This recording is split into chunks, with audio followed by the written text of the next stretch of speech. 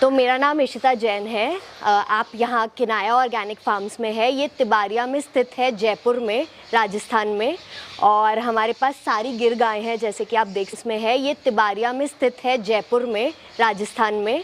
और हमारे पास सारी गिर गाय हैं, जैसे कि आप देख सकते हैं। हमारे पास करीबन 100 गिर गाय हैं। आपकी जो एजुकेशन है क्या है? जी, मैंने इंजीनियरिंग की हुई है और फिर उसके बाद मैंने MBA किया था।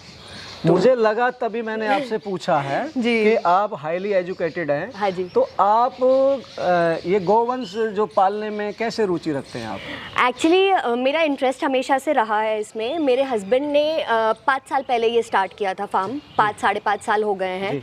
और फिर जब हमारी शादी हुई उसके बाद से मुझे एकदम इंटरेस्ट आ गया, और उससे पहले से ही नेचर में काफ़ी ज़्यादा रुझाव था मेरा।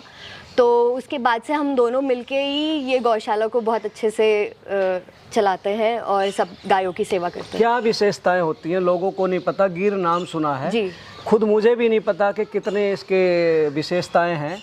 थोड़ा सा आप इस बारे में बताइए। जी बिल्कुल। तो मैं आपको ये बताना चाहूँगी, सबसे पहले ये समझना ज़रूरी है कि हमारी भारत की कितनी नस्लें हैं। जी।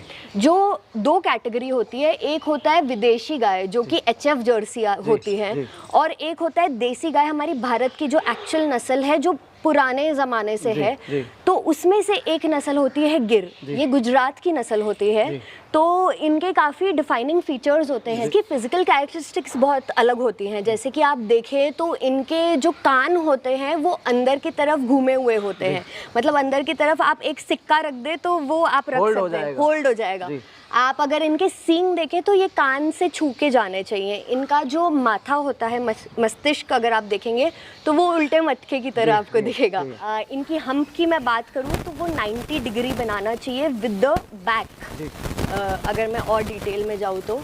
और इनका जो ड्यूलैप होता है, अगर आप देखें तो गले से शुरू होकर, हाँ जी, जो लटका हुआ होता है वो पूरा नीचे तक, पीछे तक जाता है। तो वो पूरा हवा में होना चाहिए। तो ये कुछ कैरेक्टरिस्टिक्स होती है जिससे आप पहचान सकते हैं, असली गिर की पहचान आप कर सकते हैं।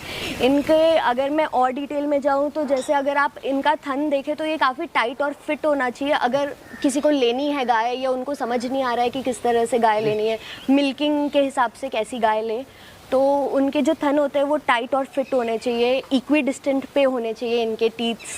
और मिल्क वेन चेक करनी चाहिए कि अच्छी मोटी मिल्क वेन है इनकी। तो ये कुछ कैरेक्टरिस्टिक्स होते हैं जिसके वजह से आप पहचान सकते हैं कि ये असली गिर है।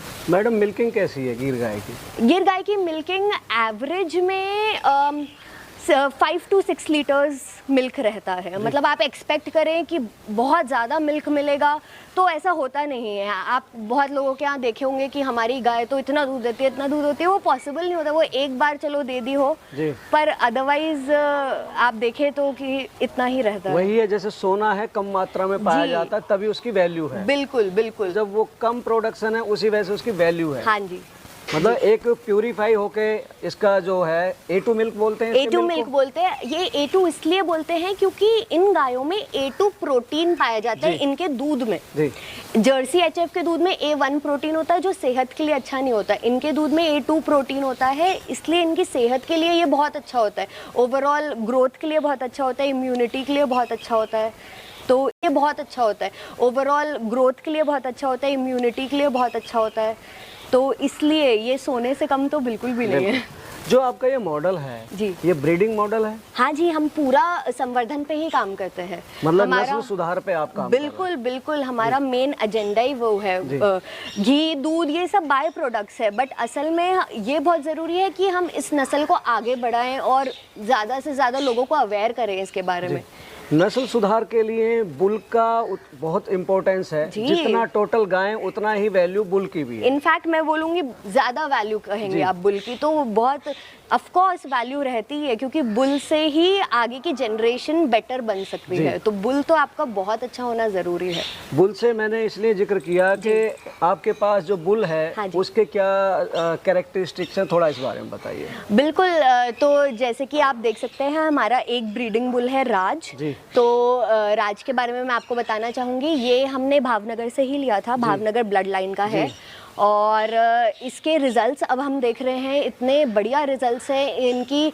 इसके जो रिजल्ट है उनका, दूध इतना अच्छा आ रहा है और खूबसूरती में भी इतने अच्छे हैं। और जैसे कि आप राज को भी देखें तो उसका प्रॉपर बिल्टअप है और प्रॉपर एकदम आप प्योरिटी वाइज बोल पाएंगे कि हाँ भाई ये अच्छा गिर बुल है। मैडम एक बुल की क्या कॉस्ट होती है, अच्छे बुल की जैसे आपके पास है? जैसे हमने ये बुल तो 7.5 लाख का लिया था। 7.5 लाख? हाँ जी।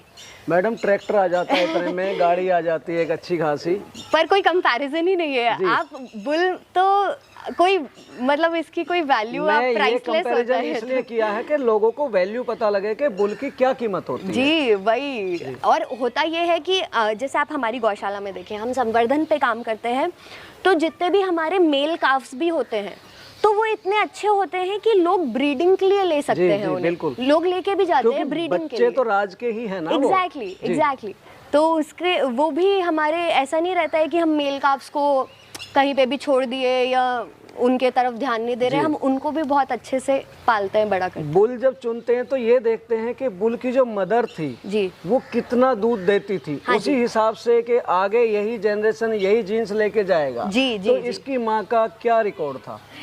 इसकी माँ का अराउंड 20 लीटर्स था। 20 लीटर? 20 लीटर एक दिन का। तो गिर में अगर 20 लीटर है तो एक एलिट क्लास में आ गई ना वो। हाँ मतलब ये एक्सेप्शनल हो गया, आई वुड से, एकदम ही ज्यादा 20 लीटर्स। वरना जैसे कि मैंने आपको कहा जनरल में इतना होता है नहीं।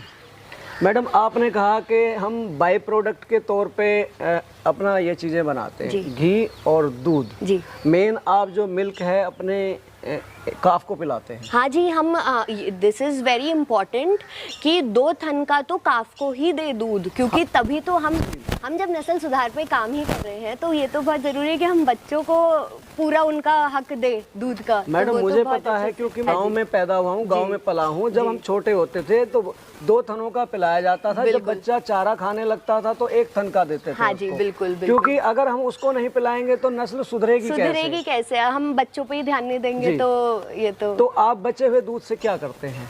हम बचे हुए दूध का हमारा दूध थोड़ा क्वांटिटी में सेल होता है जयपुर में जी।